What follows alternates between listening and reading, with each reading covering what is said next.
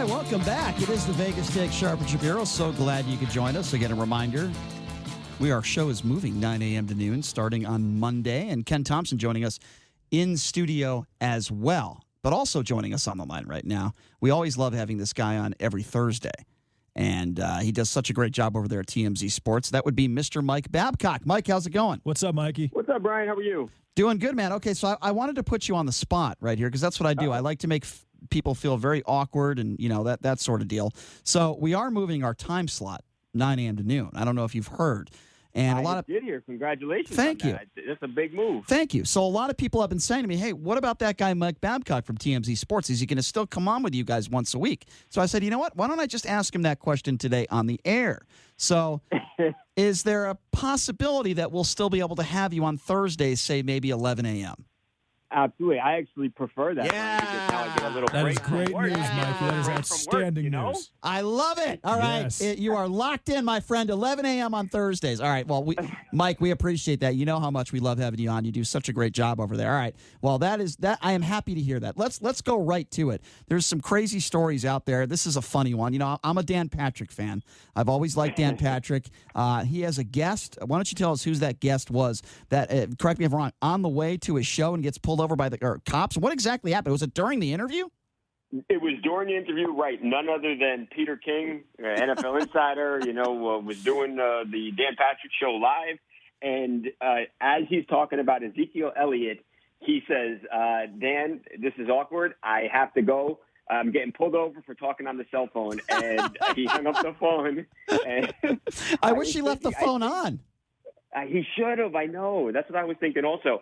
I feel like Dan Patrick has to pay for this ticket.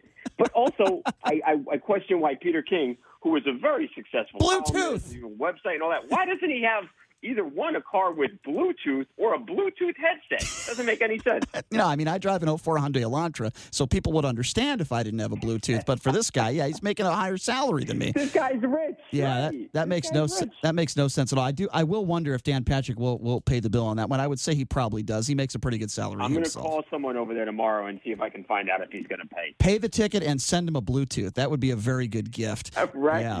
So right. we have one friend on the show. His name is Chris Wynn, and he is a big Michigan State fan. There is a scary story in regards to Mateen Cleaves. Obviously, he is loved over there at Michigan State, for winning a national championship along with Mr. Tom Izzo, who's been on the show before. Isn't it true that his rape trial is beginning? What do you know about this? Yeah, everyone remembers 2000 Mateen Cleaves, Michigan State, star of the tournament, most valuable player. But, back in 2016, there was a woman who accused him of rape. Now we know how the justice system moves very slow. This thing is now finally getting around to get into trial. And Mateen essentially says that it was consensual. He did nothing wrong. And he said, his lawyer got up there and said that, regret is not a crime. So he is fighting this. He's not denying that he had sex with this woman. But, as to what exactly went down, they have two very different stories about what happened in that hotel room a couple years ago. Well, it'll be interesting to see how this one plays out. Okay, let's localize. Obviously, a lot on the line here. We're No talking doubt. about many, many years behind bars if he's found guilty. So his life is essentially on the line. Very difficult to prove, but we'll have to see what the evidence shows, and I guess we'll revisit this at a later date. So let's localize. We'll be following it. Yeah, no question. Let's localize this a little bit. So I was at Team USA basketball a few days ago. I actually had a chance to catch up with Steve Kerr. I asked him about his favorite subject, Donald Trump, and gun violence, and he actually gave me a very heartfelt answer. And a lot of people are out there, and actually Jerry Colangelo was supposed to come on the show yesterday, but had to cancel last minute. So you guys have a story out there. Apparently, Carmelo Anthony wanted to be on this USA basketball team, but they rejected him in fear that he would be a distraction. Can you tell us a little bit about this? This is crazy.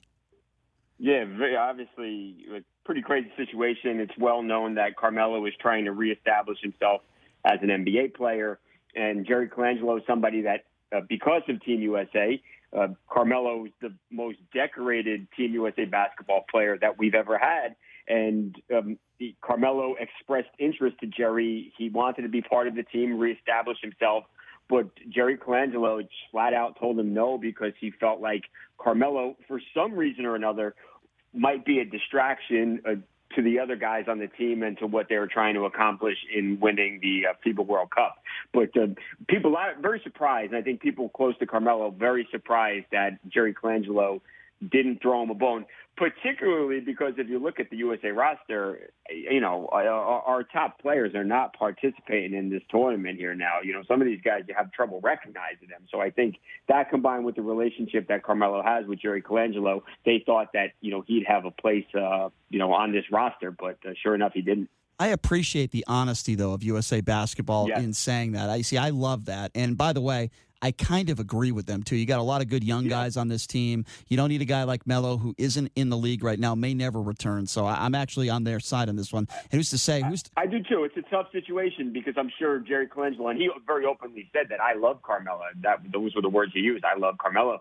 But he has a job to do, and I do. I'm with you, Brian, that he put doing his job above a personal relationship that he had with Carmelo Anthony. All he had to really say was, I'm sorry, Carmelo, we want this team to actually play defense, and you can play defense your entire career. Well, I got to tell you something. When he was on that gold medal team, he sure did. Coach K had him going. Now, of course, you got Greg Popovich, who's coaching this team. Great coaching staff, along with Jay Wright, Steve Kerr, Jeff Van Gundy. I mean, there's some great coaches there, but I think they did make the right decision. All right, one more story that I want to bring up with you, Mr. Babcock.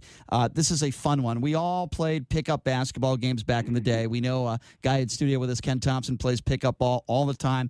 How would you like to be playing in a pickup basketball game and all of a sudden a guy by the name of Draymond Green and DeMarcus Cousins says, hey, guys, you mind if I join you? This is a wild story, Mr. Babcock. Can you tell us about this? Yeah, yesterday, Nassau, Bahamas, a couple local kids playing basketball out on the court. And like you said, Draymond Green, Boogie Cousins, John Wall, they all of a sudden are there. And people obviously take out their cameras and start recording. And, Boogie Cousins wearing flip-flops gets out there and is playing basketball and is knocking down jump shots and, kind of right on top of these kids. But, it was a really cool moment for these guys because obviously the last people in the world that you expect to roll up when you're playing pickup basketball with your friends are, four NBA superstars. But that's exactly what happened, and I'm sure it's a moment that they'll never forget. Very, very cool. Well, Mr. Babcock, thank you so much for agreeing to continue to join us every Thursday, now mornings at 11 a.m., as you're going to work. So I appreciate that, my man. Thank you so much. And we will catch you next week at our new time slot. Keep up the great work. Look forward to it. Cool. Brian, JD, thanks, guys. All right. Thanks a lot, Mikey. There you go. Mike Babcock from TMZ Sports joining us. That is good news. He will continue to join us every week. Now, the new time, 11 a.m. on Thursdays. I'd like to actually put somebody on the spot as well. Ken Thompson, how would you like to be our college football guru? Ooh.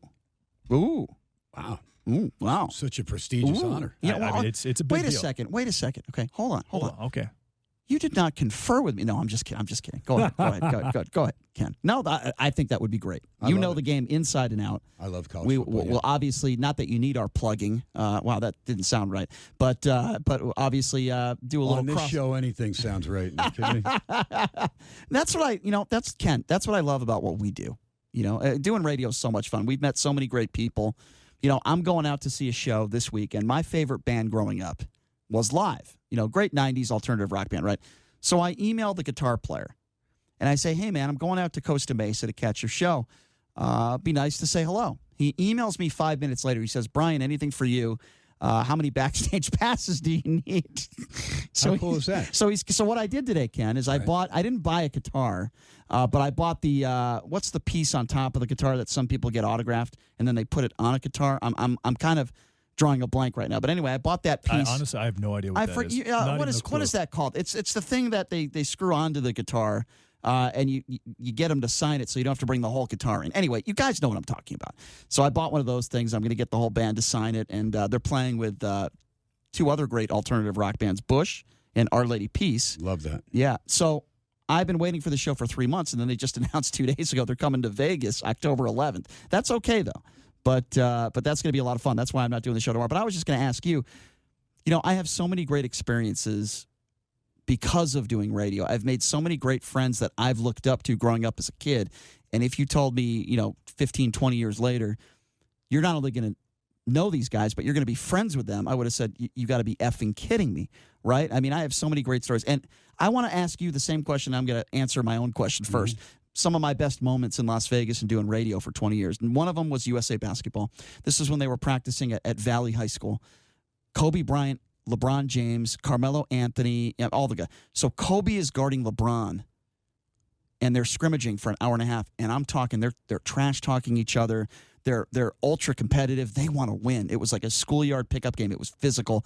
I'm in the gym with maybe 20 other people, and half of those people are NBA players or coaches.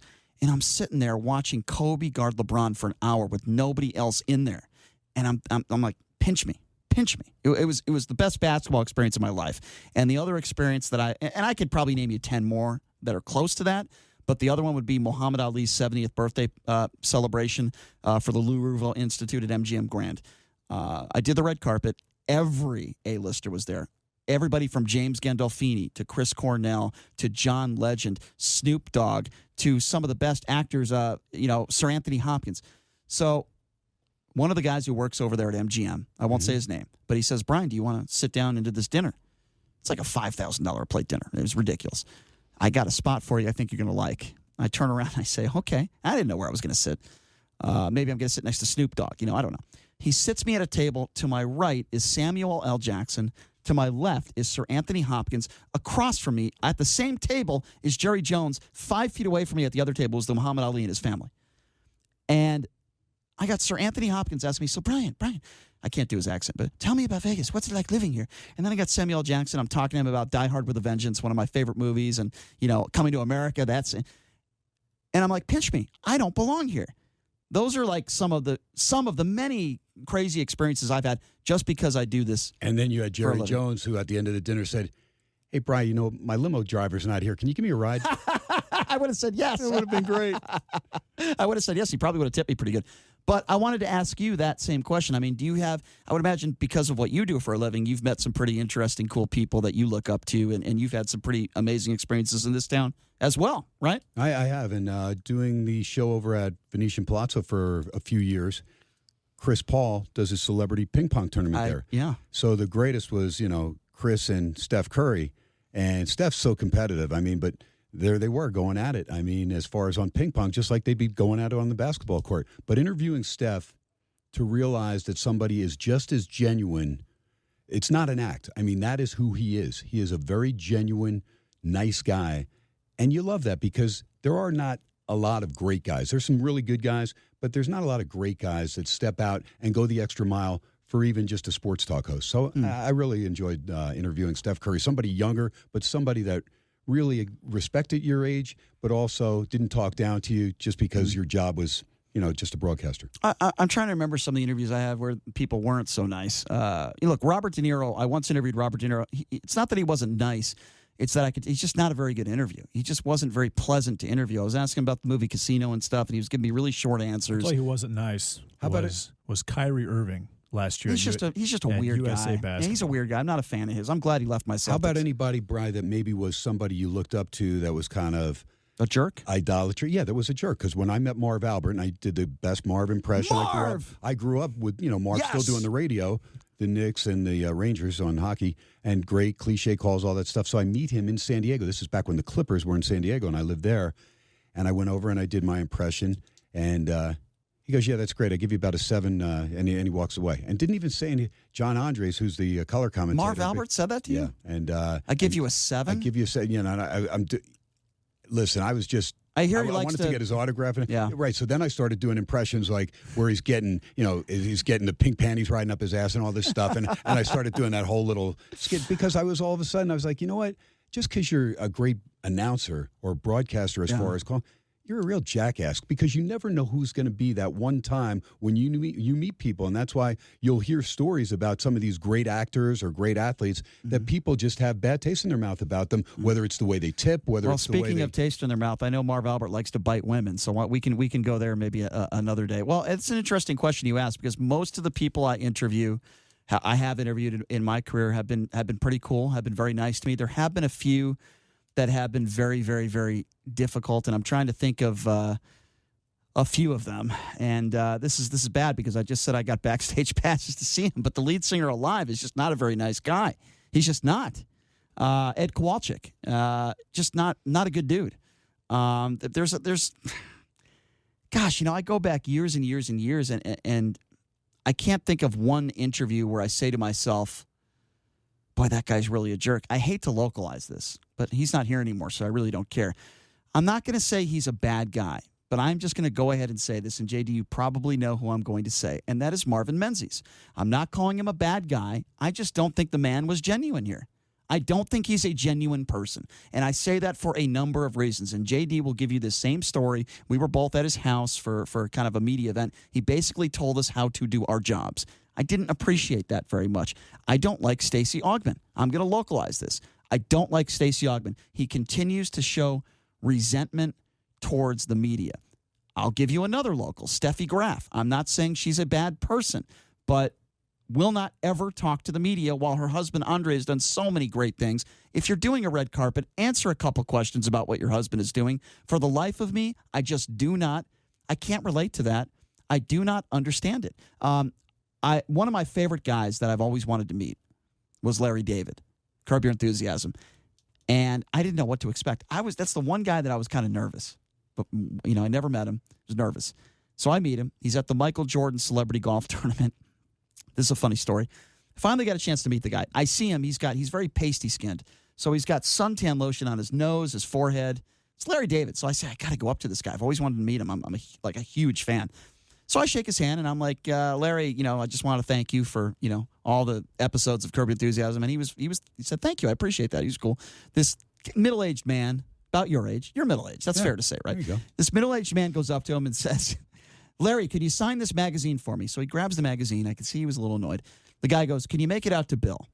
And he looks at him and he goes, oh, of course I'll make it out to Bill because you're just the most important person in the world. I'm like, oh, my God, I feel like I'm in a Curb Your Enthusiasm episode. He grabs the magazine from him in anger, signs it to Bill, the most important person in the world, Larry David. And I thought that is so funny because that is who he is. That's great. The guy from Seinfeld, the writer from Seinfeld, the guy in Curb Your Enthusiasm, that is exactly who Larry David is. It made me like him more because I'm saying this guy's genuine. This is who he is. Was never a huge Patrick Ewing guy. I interviewed him a couple times.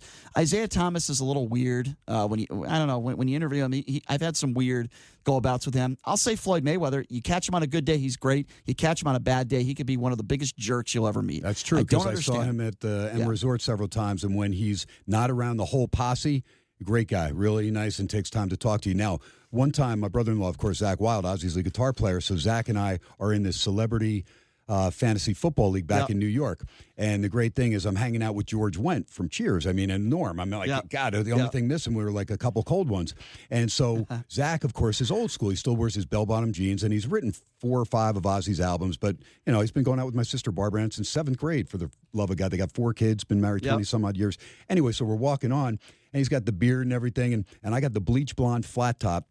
And you can go and you can Google these pictures. And so Artie Lang and Nick DiPaolo. Oh, Artie. I love Artie. So, well, Artie doesn't say anything, but Nick DiPaolo says something about Zach's getup and everything. He's got the skull rings on and all this stuff from his Black Label Society stuff.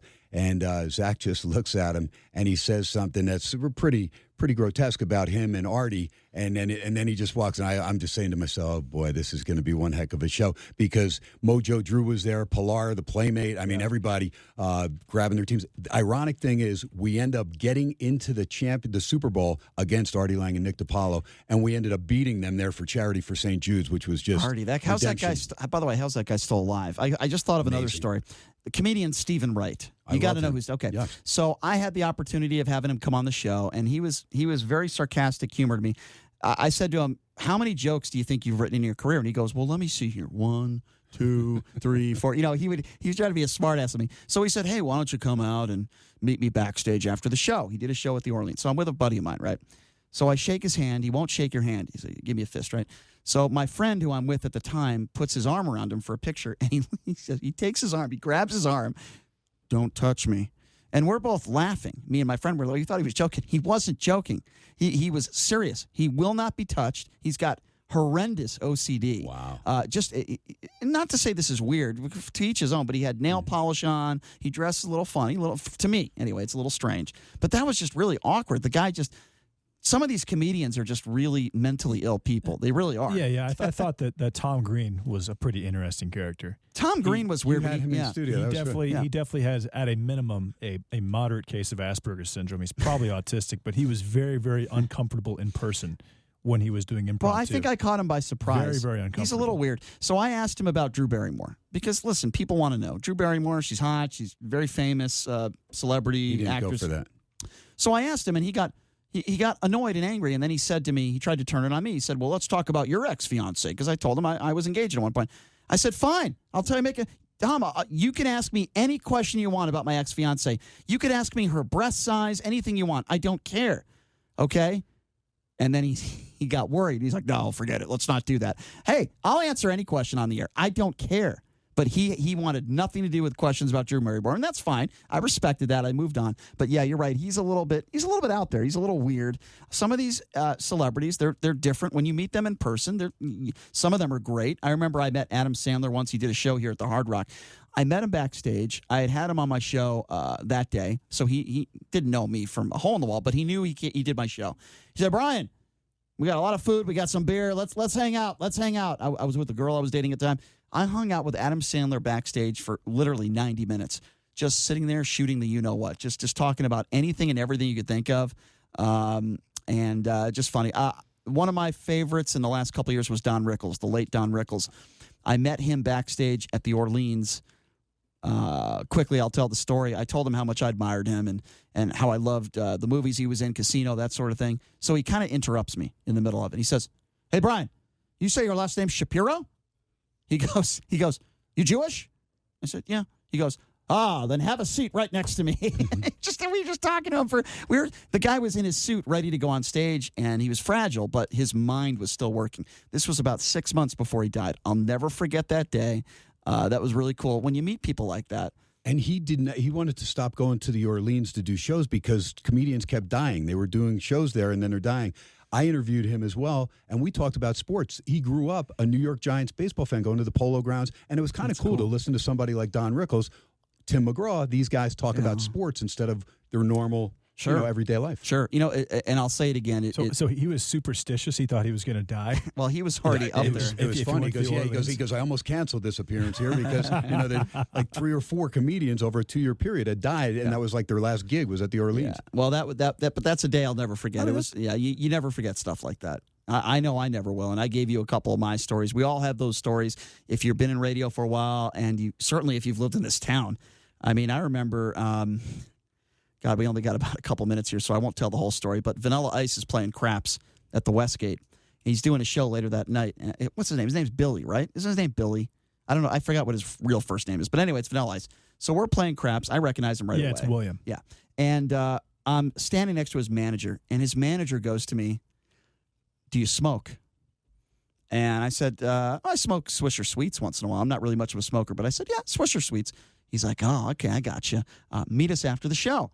And I said, oh, cool. I figured we're having fun. We're gambling. We're winning money. It's Vanilla Ice. Talentless, but a nice guy. Anyway. This is Blunt City happening. No, I didn't. Well, okay, I'm getting to that. So after the show, his manager gets me. This is at the Westgate. What a weird place to do a show. And he takes me backstage. So backstage, it's Vanilla Ice. It's Montel Jordan, who I believe was dating Vivica Fox at the time. So she's back there. She is beautiful. Yeah. Cool Mo D. All these guys from the 80s, right? So the manager says, hey, do you have the stuff? And I look at him, I'm like, what are you talking about? What are you talking about? Do I have the stuff? And then I realized that if you say you smoke Swishers, it's code word for I smoke marijuana. And this was when marijuana was not legal, okay? Not only is it coded, but you also are the distributor and the provider of it. Yeah, so I hope I'm not admitting to a felony right now, but I'm going through my phone. No longer. Yeah, the statute of limitations have run out. We only got a minute here, but I'm going through my phone, and I'm trying to figure out who could supply these guys. And I actually did find a friend who did supply them. I'll leave the story at that. I won't say what he brought, but he did supply them. That's all I'm going to say. Okay, we only got a minute left here to go, man. I'm sad that we're not going to be able to see you every day because it's always fun saying hello and shooting the you-know-what with you. No doubt. But I am glad that you'll still be a part of our show. We'll hop on with you whenever we can, and you do a great job here. I hope you stay here as long as we do, and I hope it's for a long time. No, meeting Peter today and some of the management, it's good to see that they have some good people now here at KDWN. I appreciate that. You've always supported our show, and I always have appreciated that about you. Even though if you're making fun of my car, just start your show. It's still promoting our show. Or my imaginary trust fund. Ken is really good at what he does, man, and that's an understatement. So stay tuned. He's coming up next, 8 to 10 p.m. We will catch you guys on Monday at 9 a.m. Michael Avenatti in studio, folks, Monday. Have a great night, everybody. The legend himself, Ken Thompson, is coming up next.